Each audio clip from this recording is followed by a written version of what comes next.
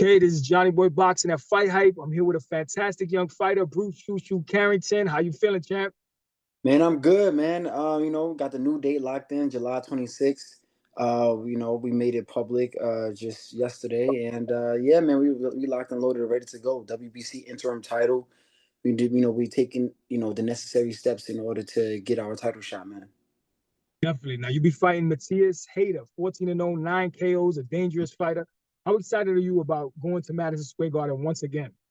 Man, I'm always excited to go into Madison Square Garden because that's New York City, baby, New York City. I feel like it's always a great atmosphere as soon as I fight out there. It's always good fighting at home, but to bring a fight like this, fighting for the WBC interim title, like this is a big deal. And I definitely expect to put on a show as always. That'll set you up to face Stephen Fulton. We're going to get into that in a little bit. Mm. But first, I want to ask you a question. You're commentating now. You're doing the sports commentating. How do you? Yeah, You're incredible at that, by the way. I'm thank you, really bro. enjoying that. You have talent in both fields. Some fighters can't transition to that part Yeah, of the business, right? yeah. So how do you balance both being with your training, being a fighter, and then doing a wonderful job as a sportscaster? Man, I mean, to be honest, it kind of goes hand in hand. I do a lot of film study, and anyway, so me being a commentator, we have to do that a lot. It's with everybody that we have to cover on the fight cards that we have. But on top of that, that makes me like level up my film studying game because before I used to just like watch a video and watch stuff like around the tomb, like, oh, I got him, like I know what to do. But now it's like more intricate. Like I break down the strengths and weaknesses of the opponent. I even give the opponent keys to victory to beat me, and see if how I could have capitalized on these things, and make up a whole game plan. So it's like that level of studying. It makes me go into training camp and leave out of training camp very confident into like know what I'm going to do in the ring. Well, you seem like you're comfortable at what you're doing when you're commentating, and you're very Yeah, well spoken. But I don't thank see you, like a lot of fighters talking as well as you do. So I've seen thank that you. before, and I say this guy doesn't need to be a commentator. He's better as a fighter. But you're doing both. So I just want to Yeah. congratulate you on that. You know. Thank you, man. I appreciate it. I definitely see that, there's not a lot of guys that, that's in the game that takes that route as a commentator. And I just felt like I was perfect for it because I'm not shy to speak in front of a camera. I'm not shy to talk in front of, you know, thousands of people, and I kind of embrace that type of attention. I feel like I stay cool, calm, and collected in those type of situations. Granted, it is very nerve wracking. Like I promise you, this is probably like more nerve wracking than any fight that I've ever had. Like it's really like I always think about you gotta always make sure you know exactly what you're saying and be careful what you say because you can't take it back once it's out there.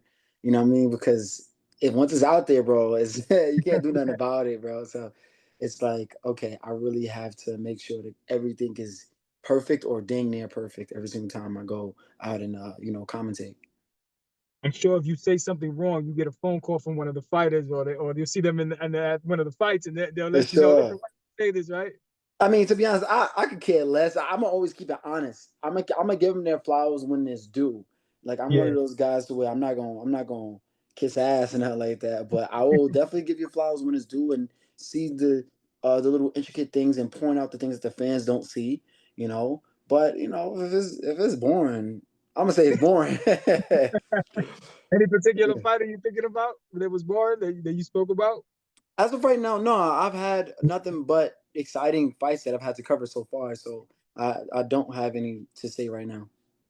Okay, okay. Well, you're sharing the card with Xander Zayas, a Puerto Rican fighter. He'll be My fighting for the guy. WBO. You were on the Puerto Rican float. So I mean, everywhere I go in New York City, the Puerto Ricans love you. They love your fighting style. They love Yeah. your personality. How good does it feel to be embraced by the island, the people, here in the States? The Puerto Ricans will go crazy for Shu York. I'm telling you, man, they're going nuts. Yeah. How You good does know, that feel? it's great. It's one thing about me, touching base with the Puerto Rican fans I have in New York. That's one thing, right? But really actually going to the island last February and being able to like really just embrace the countryside, the feel of the whole island, just how cool and relaxed the people are over there, and then I really got well connected out there. It was like, yo, like I had a great time, and they even showed me a lot of love, and I just felt like I had to repay them, with that performance that I had, that last year in June. It was just like such a great experience, and I felt because of that performance as well too, that made them want to get behind me more. And I mean, everybody was chanting "Shu Rico," like that shit was lit. So, man, it was amazing, man.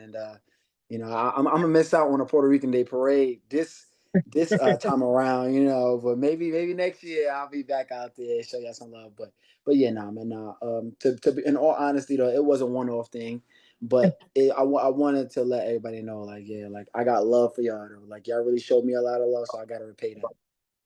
Definitely, definitely. If you get a chance to go out there again, my grandmother's from Vieques. It's a small island Okay. off of you. So I don't know if Yeah. you've been there, but they got beautiful beaches, some of the best in the world.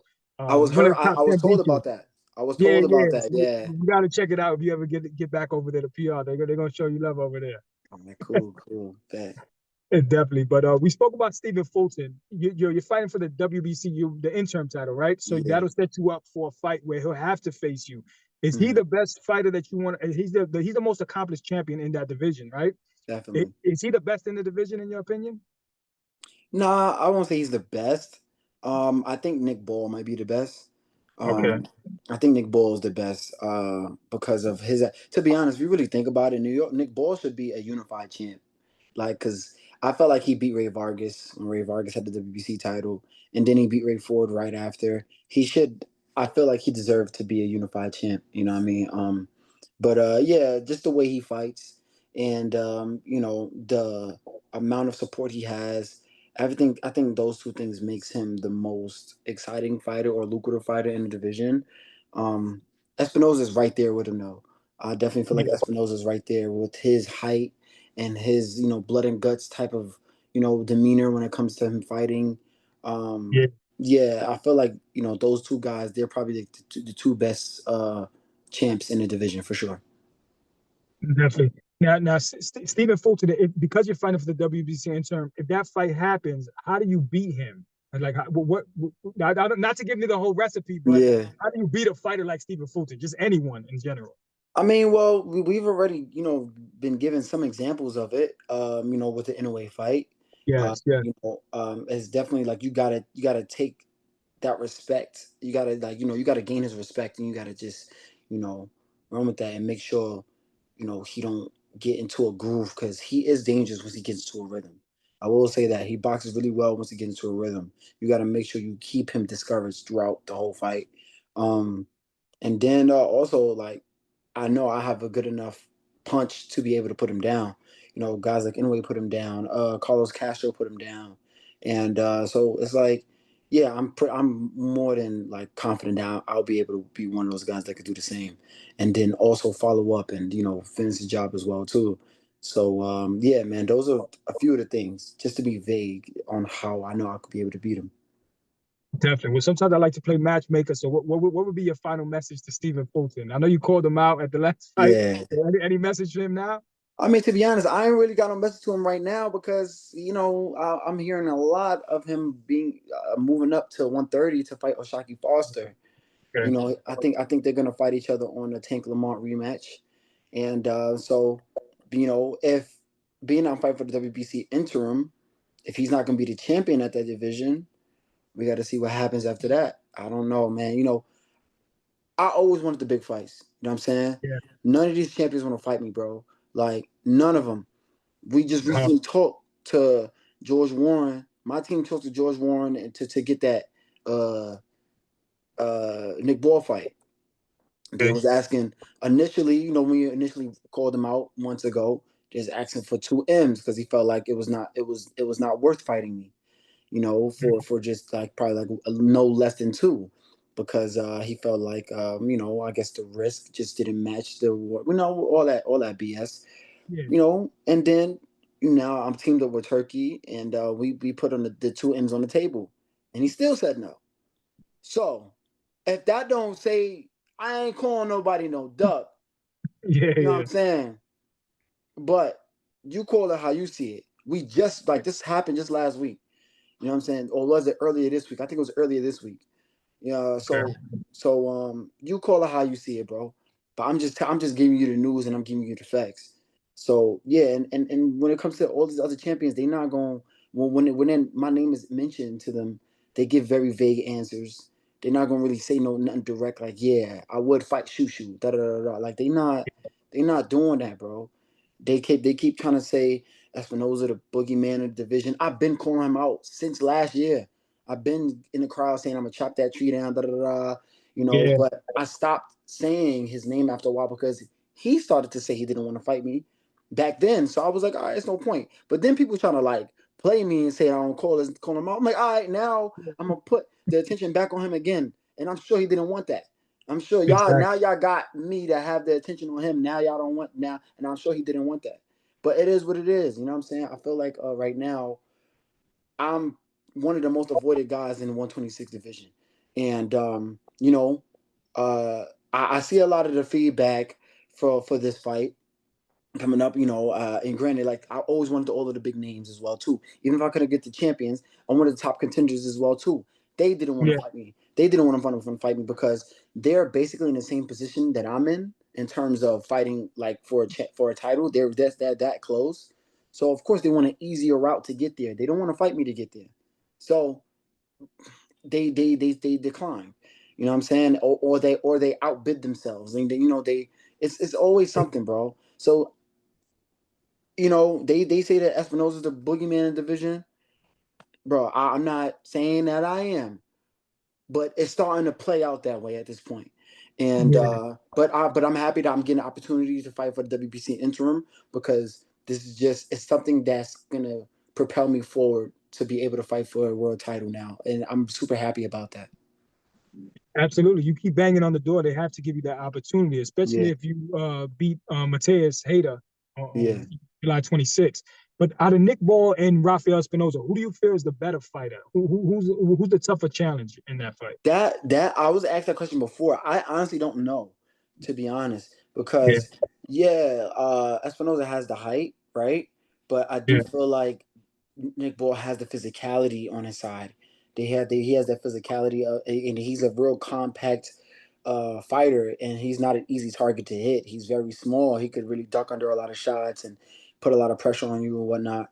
And they're approaches are kind of similar in a way in terms of being aggressive and showing a lot of heart and so they have their strengths. I feel like they're equally difficult in my opinion, but I know how to beat both of these guys. Like it's again, I do my film study, bro, and I'm a student of the game. I'm doing my film study years before I even fight them. And then I'm keeping up with, oh, he still does this tendency. Okay, I could put that down as a keynote. Oh, he puts his left hand down, he throws this, I could put that down as a keynote. Bro, I'm 10 steps ahead of these dudes, bro. And y'all gonna understand, y'all gonna see it. I talk this confidently, but for a reason. Like this is not something that I'm just, just yapping about. Like I really am very confident in my game and my work ethic because I just feel like it's mathematics. It's one plus one plus two, or one plus one equals two. And at this point, it's like I know for a fact I'm gonna become one of the best featherweight champions you guys are ever gonna, see. definitely. Well, when Nick Ball and Rafael Espinoza, I'm pretty sure they'll see this. What would be your final message to them? But Man, let's make the fights happen. Give the fans what they want. You guys call yourselves champions. And you guys want to always like, use a cop out of he didn't fight that guy, didn't fight this guy. Okay, if I didn't fight that guy or this guy, I must be a scrub, right? And I'm ranked number one. Like you still would get credit for beating a number one ranked guy in your division. Come fight me, bro. Come fight me. Like and when these guys ask you about questions about me, be direct so I can respond in a certain way as well too. Let's get this joint going because I'm tired of waiting. Um, and to be honest, if I'm being frank, the longer y'all wait, the worse it's gonna be for y'all. So yeah, I mean, y'all keep trying to let it marinate, bro. Let's get it going. yeah, you just keep getting better and better. It's gonna be worse for them. 100%. Exactly, exactly. Now, switching gears real quickly, you spoke about Turkey. You're working with Turkey. Turkey Yeah, invited you to New York. I got yeah. to know your thoughts about Teofimo Lopez biting the hand that feeds him, calling Turkey a dictator. What do you think about that whole situation? To be honest, I Pretty don't much really know fighting much death about and that. I don't really know much about that situation. I had no idea that Tio said that, but Tio, he's been bugging, for a while at this point now. Really very distasteful. I don't like his remarks. I don't like the things he has to say. Kind of tuned out from Tio as of right now. And and to be honest, the foreseeable future at that as well too. Um, but yeah, I don't know, man. He just with T.O. it's like you got to catch him on a good day, and he doesn't have a lot of them. Um, I feel like at this moment right now, he shouldn't be he shouldn't be burning bridges, like you said, biting the hands that feed him. Turkey's the one that's giving him these paydays, giving him these opportunities, and I don't know, man. I don't know what his deal is, but that's his business. definitely. Well, Turkey had a fight. They were in negotiations for Devin Haney and Teofimo Lopez to face each other. Who wins that fight and how, Shu? Mm. I feel like Devin Haney is a favorite in that fight because Teal does not do well against movers. He does not Yeah. do well against movers. We saw it with Sandor Martin. We saw it with Jermaine Ortiz. So he has really difficulty cutting off the ring. Granted, he's very explosive, very athletic, and he's talented for sure. But his IQ is very limited, and that's something that he needs to expand on it if he wants to reach the next level of superstardom, competition wise, and all of that. He's at that threshold, but when in terms of like fighting certain people, he's gonna need to know how to cut off the ring much better to be able to become victorious to beat a lot of these guys. I feel like he has the capability to beat a lot of these dudes in his division, maybe all of them, to be honest. But his IQ just isn't there, and we have to see how he'll deal with Devin's boxing. Definitely. Let's see what happens. Final question, so we'll get you out of here. Canelo Crawford super fight September. Who wins Yeah, that fight and how? Two weight divisions. Crawford is coming up from actually six weight divisions because I think he was at 135. yeah. History. Tell me what happens in this fight, Shu. Man, Crawford all day, baby. Crawford all How? day, man. How does he Now, do it? Because I based got off it. the Canelo performance, the I last got him. performance. Yeah. So I feel like Canelo. I got Crawford winning by decision. Uh, Okay. I see people kind of say like, "Oh, Canelo, he's starting to slow down. His feet is slow down, or whatever." Canelo's feet always been slow. I don't know why everybody's trying to make it seem like it's this age thing. No, Canelo's feet always been slow. Now I feel like his punch output has definitely dropped, but Yes. his feet, like if you look at it when he fought Floyd, couldn't keep up with Floyd, and he was young, ripe. You know what I'm saying? Ripe age. Of I don't know how old he was, but he was in his 20s, mid 21, I 20s think he was maybe. 22. Wait, yeah, early 21, 20s. You 22. know what I'm saying? He could have definitely kept up with that old man, but he Yeah. just didn't. 30, the Uh, 36-year-old Floyd. yeah, Edis Landilada. He couldn't keep up with him. Um, Even in the first part of Caleb Plant, like that first half of that fight, man, like it's just if Caleb was able to continue to be, keep up with that approach, I felt like he would have, been doing well for himself. But Definitely. yeah, man. And then Williams Gold, this last fight. If Williams Gold was to mix up that versatile lateral movement with some offense, he would have won that fight easy, easy. But I he thought he had couldn't. great footwork. Yeah. Yeah, he was respecting Canelo way too much, bro. It was Definitely. like, dang, what you gonna do with that defense? Great footwork, that's Yes. great, but that's not gonna win you the fight. You know what I No way. mean?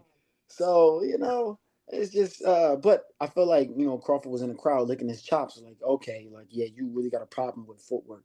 Oh, Bivol, another one too. Yes. Bivol has some good footwork, in and out movement. So yeah, I feel like Bud has the game plan. And if you notice, whenever Bud like those big time fights, bro, he has his best performances. Those in between fights, like you could talk about the what's that fight he had when he got hurt? Not Gamboa, Mean Machine. When Mean Machine dropped him. the Mean Machine. When the Mean Machine hit him and dropped, like those in between fights, Yeah, he yeah, might have some little lackluster whatevers, but those big fights, he always shows up. He always yeah. performs, especially with that Spence fight. So I don't doubt that he'll, you know, show up again in his next one. Definitely, man. Well, Bruce, we appreciate your time. I'll see you July 26th at Madison Yes, Square sir. Garden. I'll be Yes, rooting sir. for you. Best of luck. Thank you for your Appreciate you, time. buddy. All right.